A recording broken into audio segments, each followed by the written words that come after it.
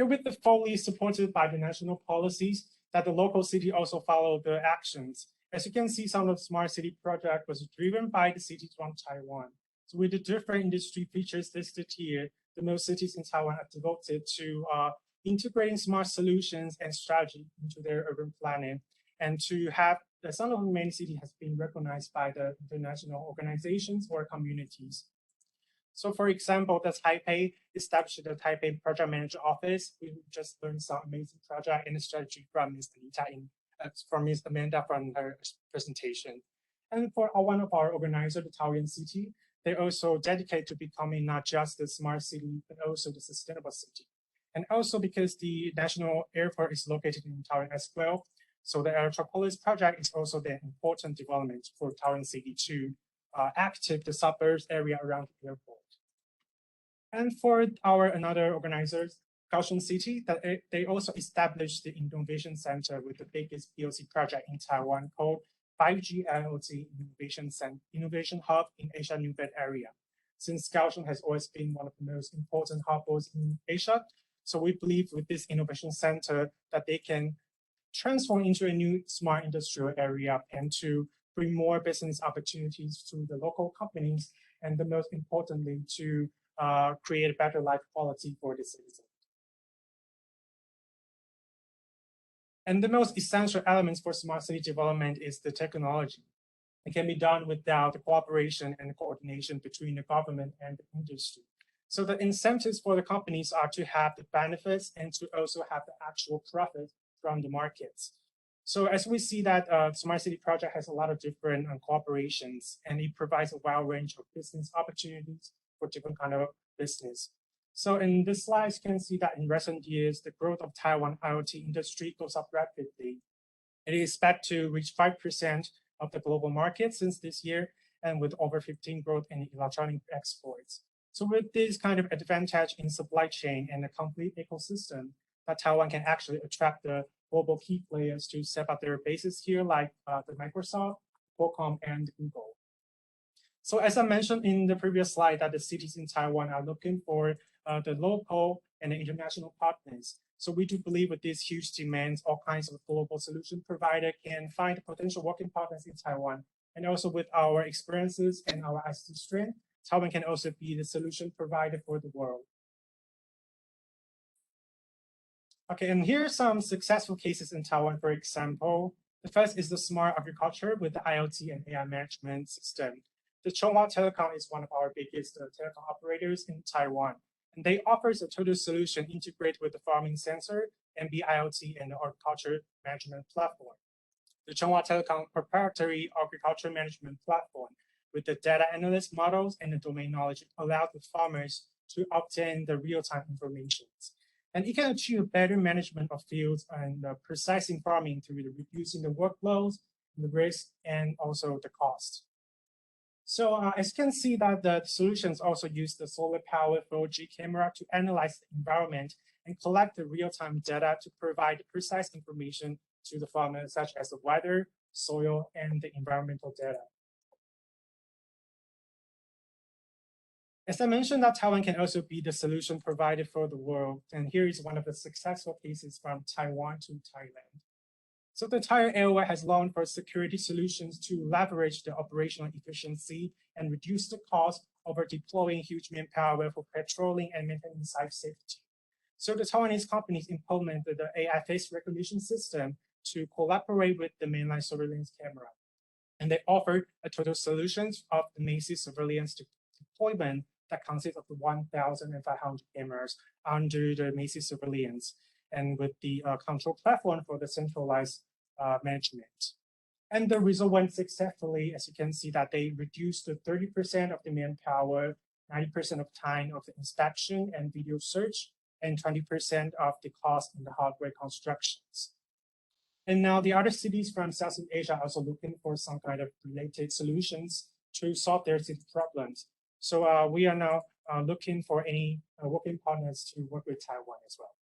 So we still have a lot of successful cases to share. So all the online delegates, you can scan the QR code or visit our smartcityonline.org.tw to discover over 400 of the smart city solutions.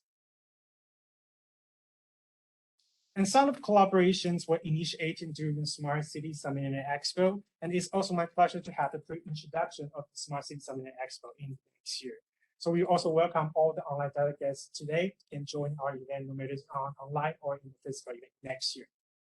So the next year's Smart City Summit Expo will be held from March 22nd to 25th in Taipei, and a professional hybrid event for the Smart City. So about the Smart City Summit Expo, we are the B2B-oriented expo featuring a lot of different smart city solutions. As I mentioned, that the smart city has a various industry get involved with, so we create a cross-industry platform for our exhibitors, global participants to find their potential working partners. With the past 8 years' efforts, now the Smart City Summit Expo has become the biggest smart city trade show in Asia, and that all thanks to all the support to our exhibitors and global participants. So this is the overview of the Smart City Summit Expo. For physical events, as you can see that we have the co-located expo tailored with the different industries such as healthcare, transportation, sustainability, surveillance, and the startups. And also the forum is one of our important platforms to exchange ideas with professionals.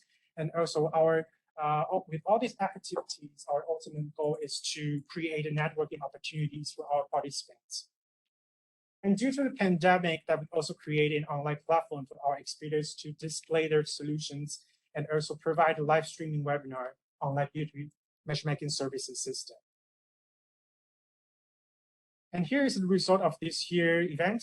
As you can see that despite the pandemic, we still attracted over 80,000 visitors in our physical event. And we also reached out to over 200,000 views on our Smart City Online.